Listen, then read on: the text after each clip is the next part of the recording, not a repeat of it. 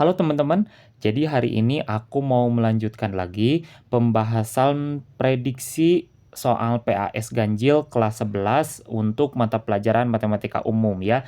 Nah, jadi kemarin itu sudah dibahas nomor 1 dan nomor 2, sekarang kita lanjut ke nomor 3. Nah, ini nomor 3, diketahui fx sama dengan akar x ditambah 3 dan gx sama dengan x ditambah 3. Tentukan domain dari fx ditambah gx. Oke, kita jawab di sini ya untuk nomor 3 dulu. Nah, untuk menjawab nomor 3, nah ini kan yang dimintanya itu adalah fx ditambah gx-nya dulu. Nah, di mana fx-nya itu adalah akar x ditambah 3, ya. Akar x ditambah 3. Nah, untuk gx-nya adalah x tambah 3. Berarti ini ditambah dengan X tambah 3. Nah, ini sebenarnya sudah tidak bisa diselesaikan lagi, ya, karena fungsi X tambah 3 dalam bentuk akar dengan X tambah 3 yang biasa, ini berbeda, ya. Kecuali kalau yang ditanyakannya adalah deret Maclaurin, ya, itu bisa diselesaikan. Nah, ini yang ditanyakannya adalah domainnya. Domainnya itu berapa? Nah, jadi dari setiap fungsi ini, ya, antara X tambah 3 yang berbentuk akar dengan X tambah 3 yang biasa, ini memiliki syarat untuk mencari domainnya yang berbeda ya. Nah, pertama kita cari yang akarnya dulu. Nah, untuk yang akar di sini, akar X tambah 3 ini memiliki syarat dia itu harus lebih besar sama dengan dari 0 ya. Nah, berarti kita keluarkan dulu bentuk akarnya, jadi X tambah 3 ini harus lebih besar sama dengan 0. X berarti ini X lebih besar sama dengan negatif 3. Jadi 3-nya pindah ruas ya. Nah, sedangkan yang X tambah 3 kita cari di sini. X tambah 3 ini syaratnya harus sama dengan 0. Ya, berarti ini juga sama. X sama dengan negatif 3. Karena X menghasilkan sama-sama negatif 3, jadi dapat kita simpulkan bahwa DF itu adalah, atau DF itu domain ya, daerah asal, yaitu himpunan X, di mana X lebih besar sama dengan negatif 3 dengan X anggota bilangan real. Jadi ini ya untuk domainnya. Ini jawaban nomor 3. Bisa kan? Bisa ya. Sekarang nomor 4. Nah, untuk nomor 4, jika fx sama dengan x kuadrat ditambah 4, kita tulis dulu di sini fx sama dengan x kuadrat ditambah 4, terus gx-nya ya, dan gx sama dengan 5x dikurangi 8. Nah, tentukan fx dikurangi gx. Di sini fx dikurangi gx ya. Nah, ini berapa? Kita masukkan dulu fx-nya.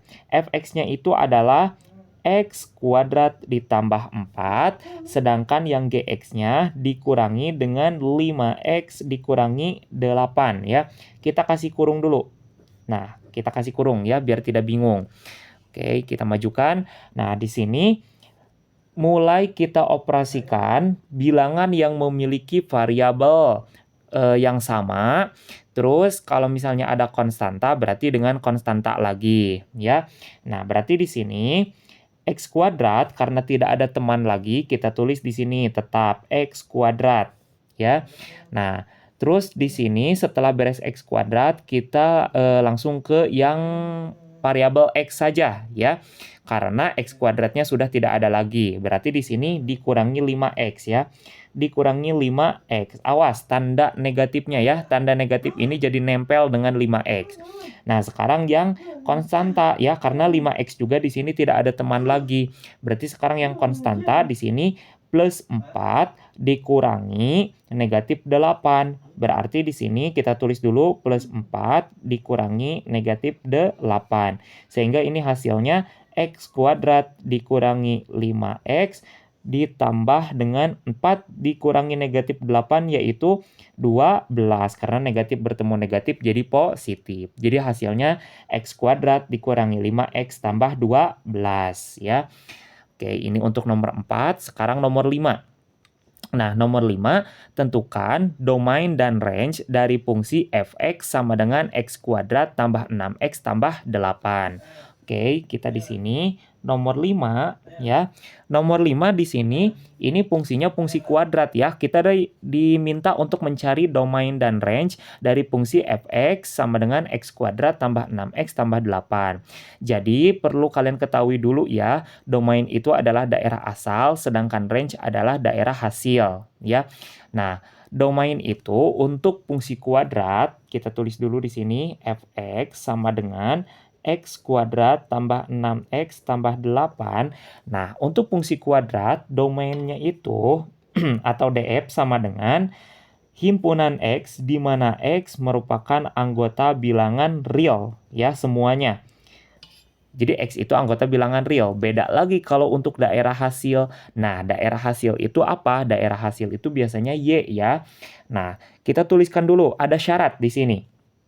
Apabila A nilai A ya maksudnya, apabila nilai A hasilnya lebih besar dari 0 atau angkanya lebih besar dari 0, ini akan menghasilkan Y minimum ya. Sedangkan apabila A lebih kecil dari 0, ini akan menghasilkan Y maksimum. Nah, Y minimum dan Y maksimum ini didapat dari mana? Ini didapat dari hasil gambar grafik fungsi kuadratnya. Apabila nilai A lebih besar dari 0, A itu yang mana? Nah, aku tulis dulu, x kuadrat tambah 6x tambah 8. Ini adalah sebagai A, ini adalah sebagai B, dan ini adalah sebagai C. Ya. Nah, di sini apabila nilai A yang ini ya, konstantanya di sini lebih besar dari 0, ini akan menghasilkan gambar grafik fungsi yang melengkung ke atas atau cekungnya ke atas, sedangkan ini Y maksimum ya. Nah, sedangkan kalau nilai A-nya lebih kecil dari 0, ini pasti gambar grafik fungsi kuadratnya akan melengkung ke bawah atau disebutnya gambar parabola yang cekungnya ke bawah ya. Nah, dari sini mulai akan kita cari berapa range-nya ya. Berarti kita gunakan yang A-nya lebih besar dari 0, yaitu untuk Y yang minimum ya. Kita pindahkan ke belakang. Berarti di sini tadi f(x) sama dengan x kuadrat, lupa lagi, x kuadrat tambah 6x tambah 8 ya. Tambah 6x tambah 8. Oke. Nah, tadi dengan df-nya itu atau domainnya itu adalah himpunan x di mana x anggota bilangan real. Nah, sekarang akan kita cari range-nya. Nah, untuk mencari range, tadi kita gunakan nilai A-nya yang lebih besar dari 0, yang menghasilkan Y minimum. Ya. Nah, ini memiliki persamaan, bisa dicari menggunakan B kuadrat dikurangi dengan 4AC per negatif 4A. Ya, ini untuk mencarinya. Ya, sama untuk Y maksimum juga. Menggunakan B kuadrat dikurangi 4AC per negatif 4A. Nah, tadi ya sudah diketahui bahwa nilai A-nya itu adalah koefisien dari X kuadrat yaitu 1. Terus B-nya adalah koefisien dari 6x berarti 6, sedangkan C adalah konstanta. Kalau konstanta jelas ya, ini 8, berarti C-nya 8. Nah, sekarang tinggal kita masukkan B kuadrat, berarti ini 6 kuadrat, dikurangi 4 dikali 1, karena A-nya 1 dan C-nya 8, per negatif 4A, berarti 4 dikali 1, sama dengan 6 kuadrat, yaitu 36. Dikurangi 4 dikali 1, 4. 4 dikali 8 berapa? 32.